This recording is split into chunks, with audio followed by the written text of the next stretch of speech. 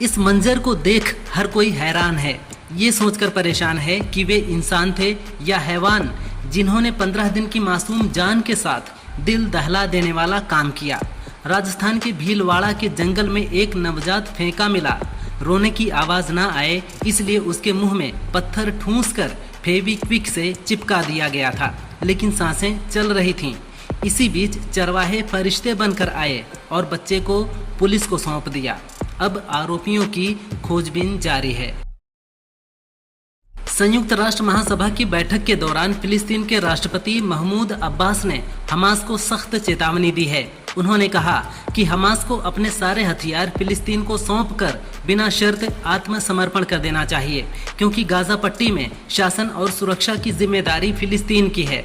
बता दें कि कई देश जैसे फ्रांस, ब्रिटेन, ऑस्ट्रेलिया और कनाडा ने फिलिस्तीन को स्वतंत्र देश के रूप में मान्यता दे दी है।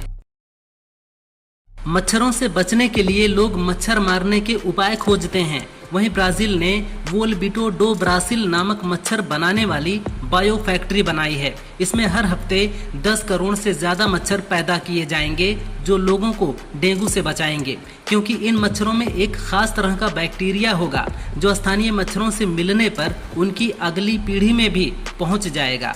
ये बैक्टीरिया डेंगू, चिकनगुनिया वायरस को पनपने नहीं देगा। इंडिया पाकिस्तान मैच में पाकिस्तानी खिलाड़ियों की बदतमीजी पर पूर्व क्रिकेटर इरफान पठान ने खुली चुनौती दी है। उन्होंने कहा कि भारत जीतता है और आगे बढ़ता है। ये भारत का जादू है। पिछले मैच में हमने गुस्सा और तकरार देखी है। हम कभी किसी की बातों से प्रभावित नहीं होते, लेकिन कोई कुछ कहेगा तो जवाब मिलेगा। जवाब बल्ले से मिलेगा। अगर आप हमसे पंगा लेंगे तो हम छोड़ेंगे नहीं। ये हमारा रूल है।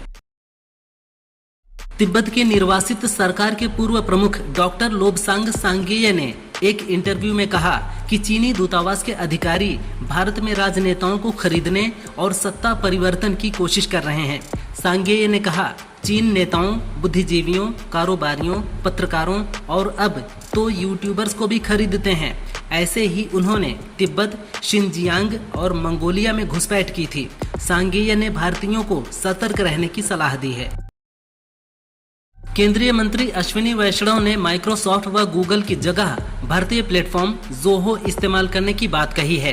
उन्होंने एक्स के जरिए लोगों से आग्रह किया कि वे स्वदेशी सॉफ्टवेयर अपनाएं। ये चेन्नई की कंपनी है जो डॉक्यूमेंट्स, स्प्रेडशीट, प्रेजेंटेशन और मेल जैसे क्लाउड बेस्ड टूल्स की सुविधाएं प्रदान करती है, लेकिन इसका सब्सक्रिप्शन लेना होता है। इसका मकसद भारतीय तकनीक को ज़्यादा निर्भर बनाना है। अमेरिका के H-1B वीजा मामले पर विदेशी मामलों की स्थायी समिति की बैठक में शशि थरूर ने कहा कि अमेरिकी नीति परिवर्तन पर भारतीय अमेरिकी समुदाय की चुप्पी आश्चर्यजनक है। इसके खिलाफ आवाज उठानी चाहिए। थरूर ने कहा कि हम सभी को भारतीय अमेरिकी आबादी को बताना होगा कि अगर आपको मातृभूमि एवं अपने रिश्ते की परवाह है तो लड़ना और बोलना होगा। बता दें, समिति में सत्ता पक्ष और विपक्ष के नेता शामिल थे।